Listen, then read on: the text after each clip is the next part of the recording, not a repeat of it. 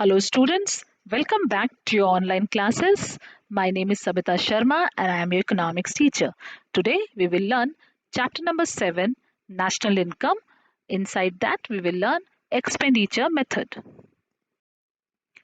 Expenditure method, which is also known as total outlay method.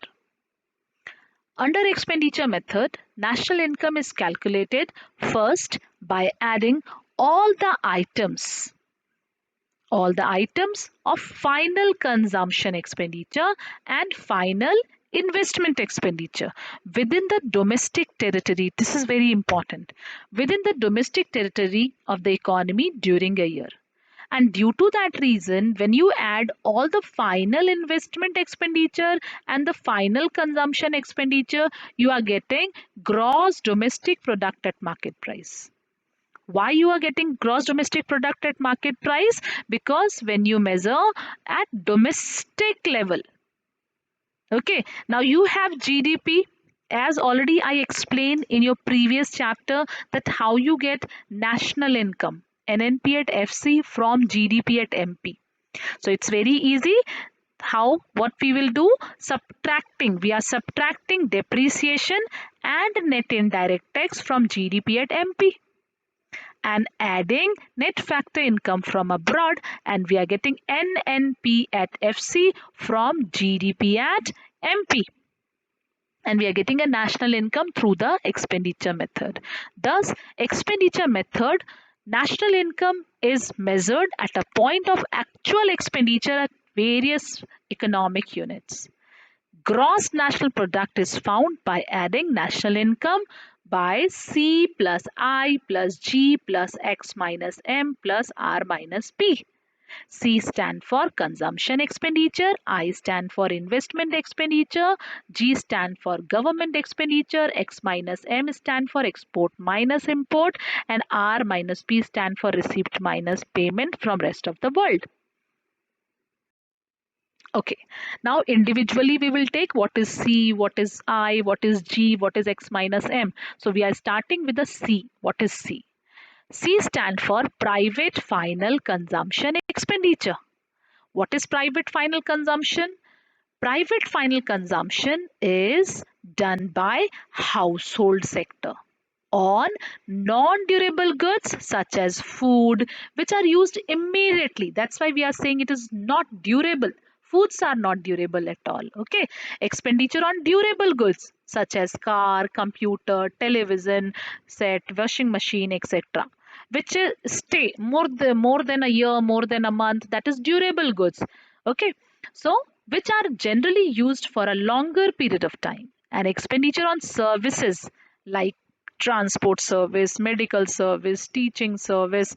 So these services also we are doing the expenditure. So that all kind of expenditure which is done by the household are included in the private final consumption expenditure. Next one, I. I stand for gross domestic private investment expenditure. It refers to expenditure made by a private businessman on replacement, new investment, okay, on replacement, renewables, and new investment also included in the private investment expenditure. For example, Reliance, Tata, they are the private investment. So when they are doing this kind of expenditure, that is coming inside the IE. Next one, G. G stand for government. Now, government expenditure is mainly divided into two parts. Government is doing expenditure on consumption as well as on the investment expenditure also. So, first we are taking government final consumption expenditure. It refers to the expenditure incurred by the government on various administrative services like law, order, defense, education, health. Here, government is working as a consumer. Next, government investment expenditure. It refers to the expenditure incurred by government on creating infrastructural facility like construction of road, railways, bridges, dam, canals, which are used by the business sector for production of goods and services in the economy. The fourth one, net foreign investment or net export. That is X minus M. It refers to the difference between export and import of a country during a period of 1 year.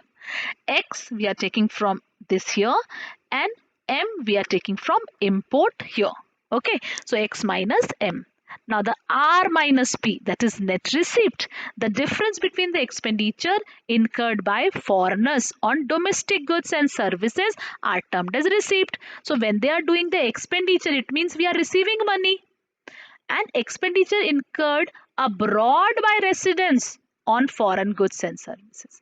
When we are going foreign and we are taking any commodity from foreign, it means we are paying, we are giving money to them. So that is P. Okay, so R minus P is termed as your net receipt. Very important precautions. While estimating national income by expenditure method, we have to take up precautions. What precautions? Number one, expenditure on all intermediate goods and services should be ignored in order to avoid the double counting. We are including only the final goods and services. Okay. Number second, expenditure on repurchase of second hand goods should be ignored as it is not incurred in the currently produced goods. It is a second hand goods. So the value is not included. Expenditure on transfer payment like scholarship, old age pension, unemployment allowance should be ignored because it is a one-sided payment. Expenditure on repurchase of financial assets such as share, bonds, debentures should not be included. As such transactions do not add the flow of goods and services because it is only a paper claims. Indirect tax should be deducted. Why indirect tax should be deducted? Because we measure national income at factor cost. So subsidy is added and indirect tax is subtracted. Expenditure on final goods and services only included in the national income. Subsidies should be included. Okay, so out of these methods, the output method and income methods are extensively used in advanced country like USA, UK. Income method is popular. Expenditure method is rarely used by any country because practical difficulties are there. How can I know that when you are doing the expenditure and we are also individually not keeping the proper account of our expenditure?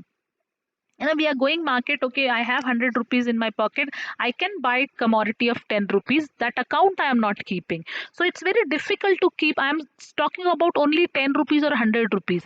So you think how they will measure the total expenditure. So rarely any country use this particular method. In India we are using which method? Central Statistical Organization adopts a combination of both output method and the income method to estimate national income of India. Thank you, class.